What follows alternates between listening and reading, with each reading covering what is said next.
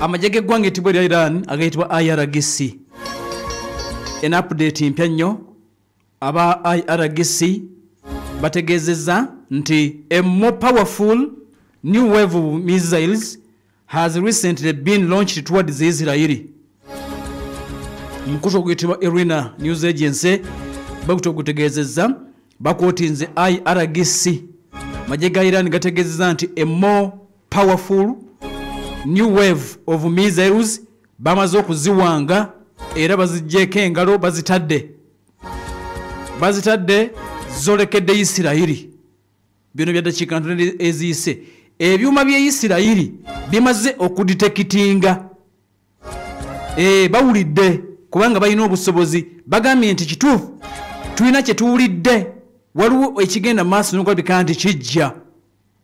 kati a new wave of fierce bagambye a new wave of fierce attacks by the armed forces especially the ground forces bagambye nti ground forces amajiga era nago kutaka igakibaddemu with the new and advanced weapons nti ku mulundi guno Iran egambye tusindise ebipya Israel byetanaba kulabako bagambye olulumba luno bamaze okulonkinga aba Iran mulimu new and advanced weapons basindise era bagambye nti it will intensify in the coming hours esawa eziddako mulinde Irani akanga banaye esawa eziddako mulinde commander army ground forces wa Iran in fact ono omwogezi waabwe ye commander bamuyita Koimaz Heidari bwatu bategeza commander Koimaz Heidari bwatu bategezeza yakulira army ground forces amajega Iran kati agambye byetusindise Israeli ku mulundi guno bipya ate biri advanced mulindirire musawe eziddako kati kitegeza nti sigala ngo olinze esawe eziddako katugambe nti musawa 8 10 lindirira wakati wa saa 8 9 10 lindirira kubanga nabagambye nti kilomita ziringa 1500 okuva Iran zigenda okutuuka zibere sawa okuva ku sawa 3 sawa 4 nga bituuka bibabeera basindise tebatira kusindika misana naye olwaliro tebabulinze kuziba basindise aba Iran bagambye nti ku mulundi guno bigenda maaso n'oleka nti bataddemu ebipya bagambye nti ebipya ebiri advanced Israel byetamanyi oba bemutandalabako mu lutalo bagambye kakati betuleeta bakanga Koimaz Heidari commander bwatu bwagenze maaso n'okulabika nti ategezezza kandi bagambye nti maaso ku lutimbe gwerindirira omanye matovu hudu tagenda kujjana ku saa 9 bina agenda okutuuka ku 9 bijja musanga atuuse wano bigenda kutandika okutuuka ku 9 kati onako luyise abasajja aba Iran bano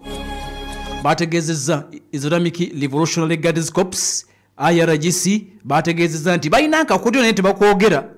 bagenda tetusobola kwogera naye tulina akakodyo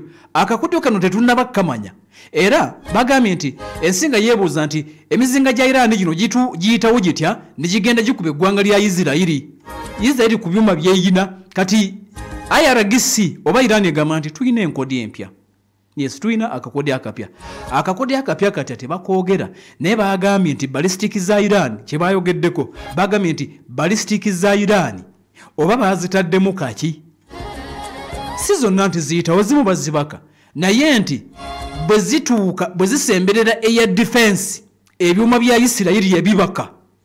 zino R3 R2 David's syringe yogera ku Iron Dome multi-layered air defense system kati bagambye aba Iran nti ebizuka byabwe bwe bituuka zi ballistic z'omu Iran bwe zisemberera system z'omu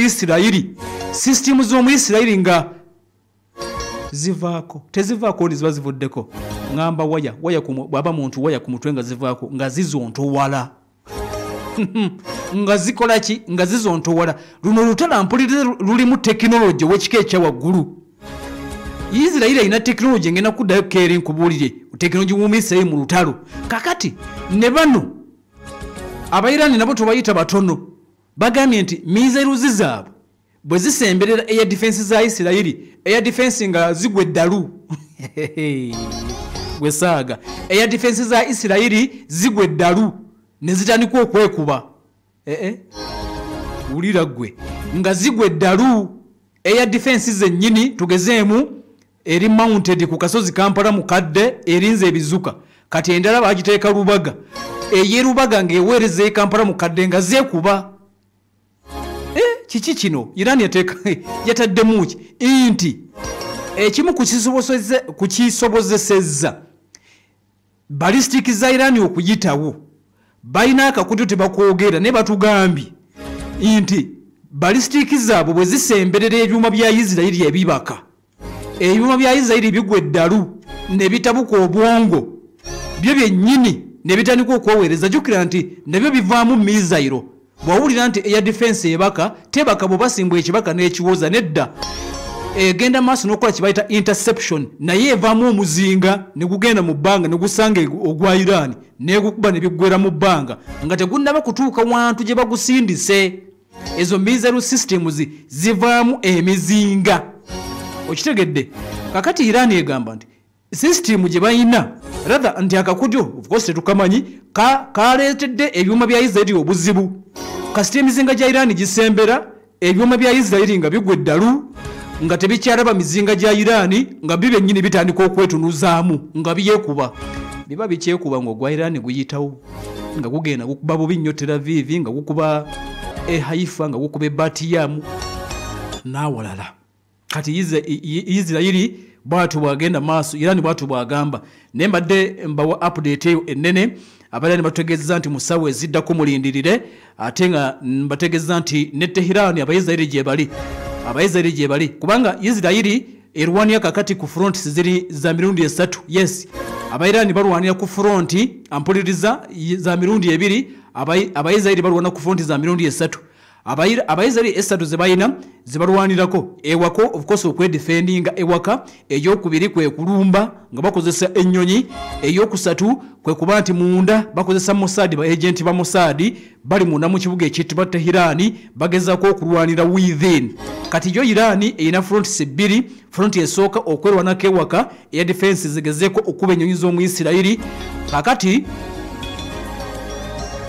n'okulabika nti ate bakasuka munda mu ggwanga etibwa erya Isiraeli emera bwetu bweri waliwo yambuzizza n'agamba nti Isiraeli yo tekasuka erwanira wa ennyonyi za Isiraeli twabagambye nti zo zisooka kusembera ziyita Jordan ne mu mawanga ag'omuliraano ne zigenda zisemberera Iran y'ensonga lwaki twagambye nti ennyonyi ya F-35 yo baagikubye in fact n'ezimu mu bwengula bwa Iran mweziri ennyonyi ezimu zayingidde engije kiri nti ezimu ku air defense zibadde zibakanga eziwulako bazikubye kakati ennyonyi mweziri mu bwengula n'ebweru kitegeeza nti bo bali kumpi ne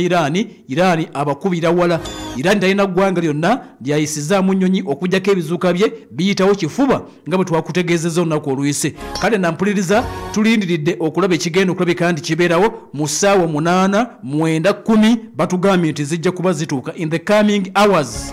Iran yegambye nti ebizuuka bijja mugende maaso n'okuleka nti mubirindirira eno Pale FM ekulera omuntu wa bulijjo kakati okujja kuba oli munamu ggwanga etibwa erya Russia akubye bubi nnyo ekibuga Kiev 15 bafudde ebizimbe ebirako byonooneddwa President